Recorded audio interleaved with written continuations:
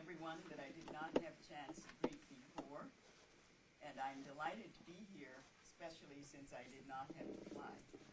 I don't really object to flying. I'm not afraid of flying, but I don't like being so much under someone else's control. You can't even get out of the plane until they let you. So I just don't like that at all. But it is one place where most of the time no one can reach you unless you have set up having them call you on the air phone, so you would have to pay, what, $45 a minute or something like that. But I'm delighted that we have such a lovely place, and I don't know how many times I've been by here without ever noticing this Lord Wakefield Hotel. I cannot believe I could be that inattentive. But I do have to send word to whoever buys their supplies, because they have about the best bacon I have tasted since the fitness police have been going around saying what you should or should not eat. So I don't know if you've noticed, but they started taking the sugar out of the curing of pork products, especially bacon. And there's just something about the sugar cure which enhances the flavor, which I missed very much, so that this is the best bacon I've had in more years than I care to count. So congratulations, Hal, for choosing such a lovely place for this breakfast. In many ways, if I can borrow from Dickens, it's the best of times and the worst of times. Obviously, from an economic standpoint, the United States enjoys a prosperity which could be the envy of the whole world.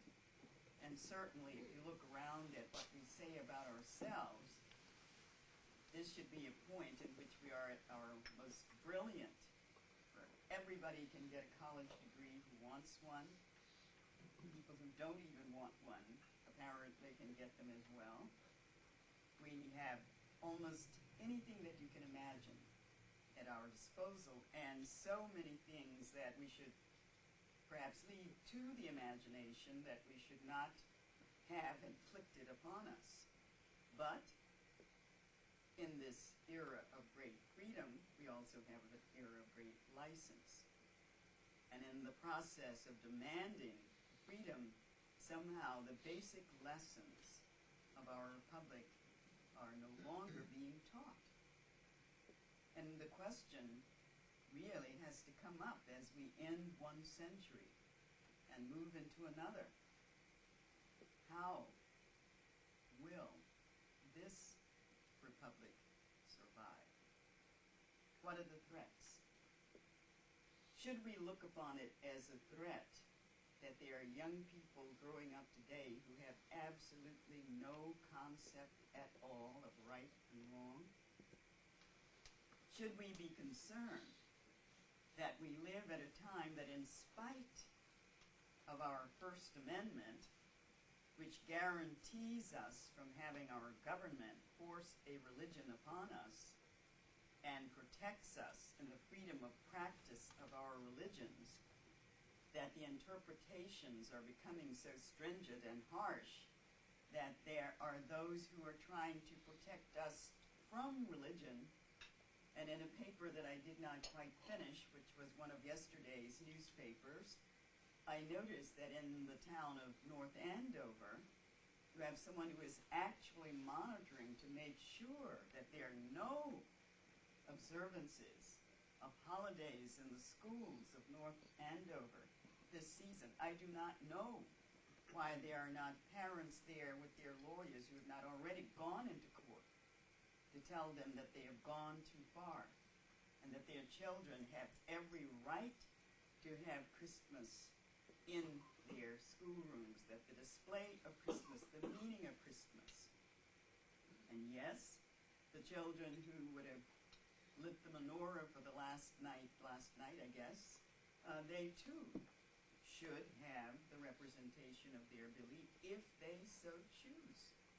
I remember just 3 years ago, a child who was in the public schools of Amesbury coming back home and say, "Mommy, I don't know what's wrong. They can sing about everything else, but I can't sing any Christmas carols." What is happening to the foundation of the Republic. And what about this nattering about separation of church and state? Where in the Constitution or any of the amendments would you find the wording, separation of church and state? There is nothing in the Constitution or any of the amendments that should stop any person, any clergyman even,